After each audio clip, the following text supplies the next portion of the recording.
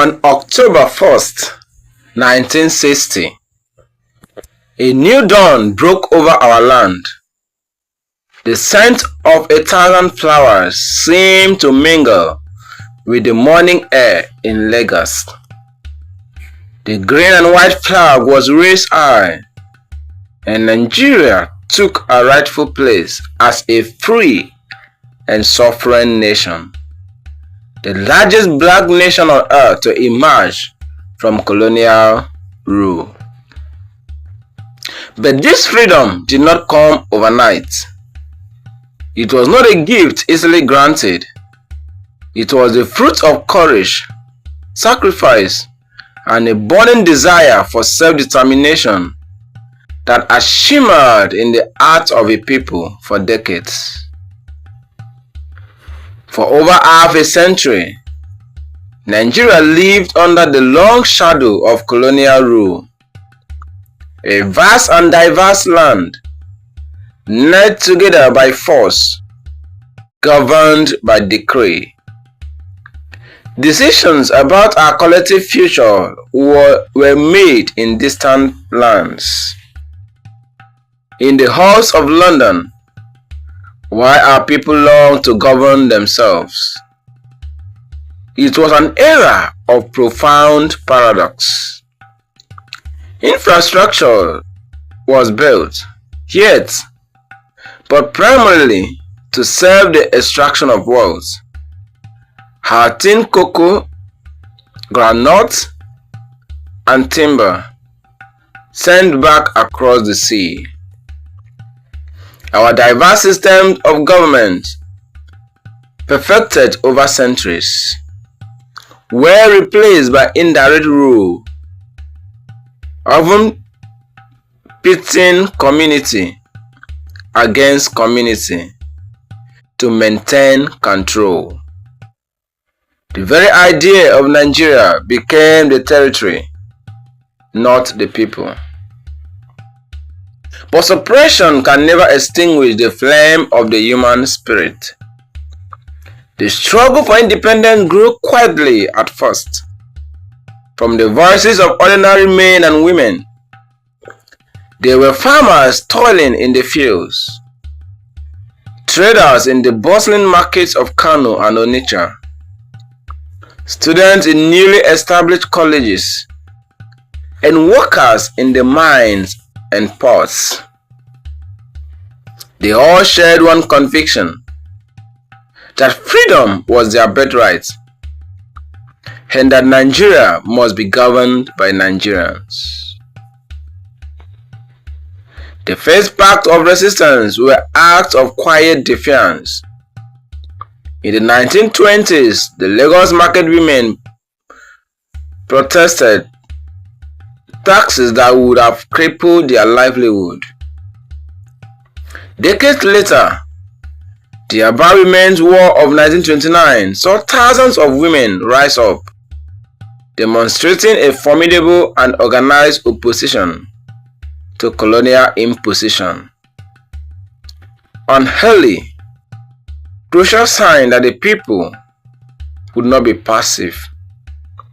This action laid the groundwork. They gave rise to the first nationalist thinkers. Men like Albert Macaulay, the father of Nigerian nationalism, began to formalize the fight, forming the first truly national political movement. In the 1940s and 50s, following the upheaval of the Second World War, the call for independence grew into a mighty roar. This was the moment our heroes, nationalists, freedom fighters, and visionary leaders rose to the occasion, their hands gripping the arm of destiny. They were a powerful, diverse collective, mirroring the very nation they sought to free. From the West came Chief Obafemi Awolowo, a formidable organizer and intellectual. He championed a modern welfare state, recognizing the power of education as the key to national advancement. From the east came Dr. Nnamdi Azikiwe, the Zik of Africa, whose rousing speeches and powerful journalism ignited passion across the continent. His rallying cry for a truly unified West African nation transcended tribal lines. And from the north emerged the Saduna of Sokoto, Alhaji Ahmadu Bello, a deeply respected traditional and political leader. He worked tirelessly to ensure that the North, with its vast population and unique culture, was a foundational, equal partner in the new Nigerian project. These leaders built movements, formed political parties, the NCNC, the Action Group, the Northern People's Congress, and began to challenge colonial authorities, not just with rhetoric, but with political strategy. They didn't merely ask for self-rule, they demanded it. The pressure mounted from all fronts. There were strikes by railway workers and miners that crippled the colonial economy. There were protests that filled the streets of the major cities. Students organized under bodies like the National Union of Nigerian Students, NUNS, marched, demanding an end to imperial domination. The battle moved from the street to the conference table. Through a series of crucial constitutional conferences held in London and Lagos, our leaders painstakingly negotiated the transfer of power. Every clause, every structure of the future republic was hammered out in intense debate, a testament to their perseverance and belief in the Nigerian potential. The colonial government, recognizing the unstoppable momentum of the people's will, finally agreed to a date, October 1st, 1960. In the months leading up to it, the excitement was electric. Committees worked day and night to create the symbols of our new nation. The national anthem, the coats of arms, and the flag. The simply powerful design of green, white, green, symbolizing our rich agriculture and enduring peace. On the night of September 30, 1960, the nation held its breath, the same as the race course. Now, Tafawa Balewa Square was unforgettable. Dignitaries from across the globe watched as the clock ticked past midnight. A moment of solemn silence.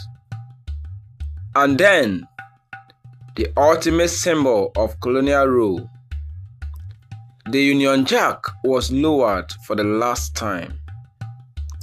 It descended slowly, reverently, marking the end of one era. And then, to the sound of thunderous applause and the flash of 1,000 cameras, the green and white of Nigeria rose to the sky. A collective audible sigh of relief and triumph swept across the massive crowd. Tears of joy flowed.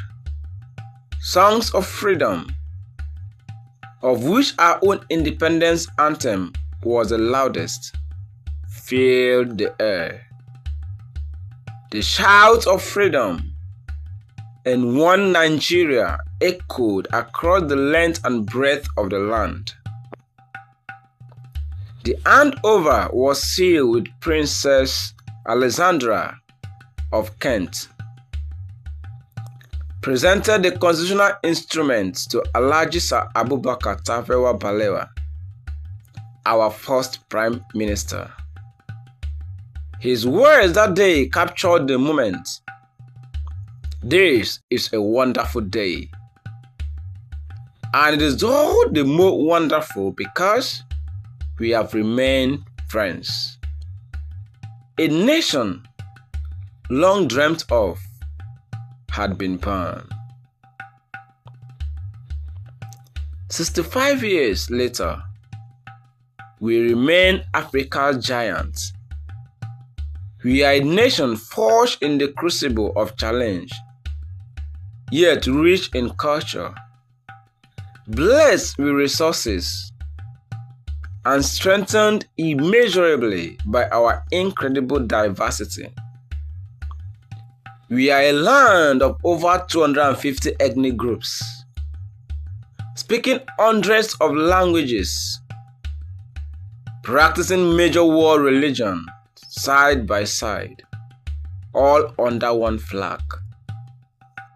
We faced immense trials since that golden dawn.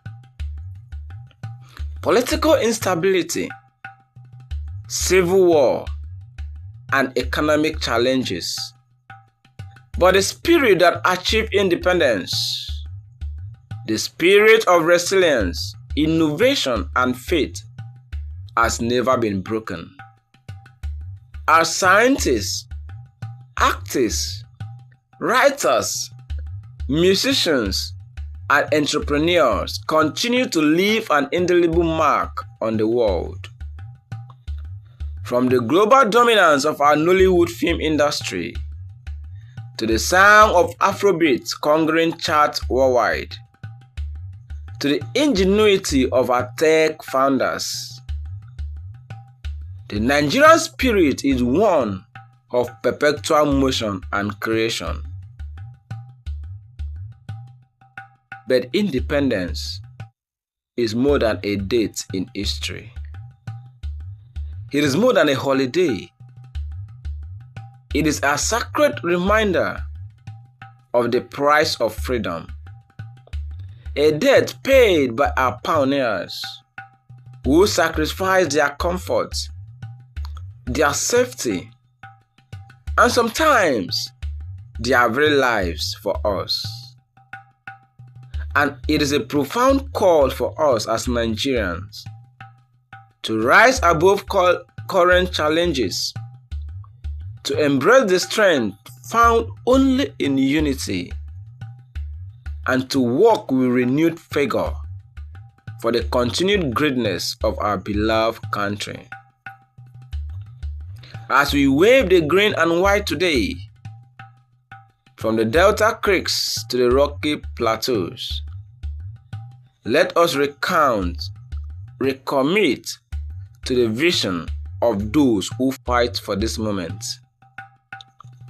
Let us remember the labor of our heroes past shall never be in vain. Happy Independence Day, Nigeria. May the green and white continue to fly high.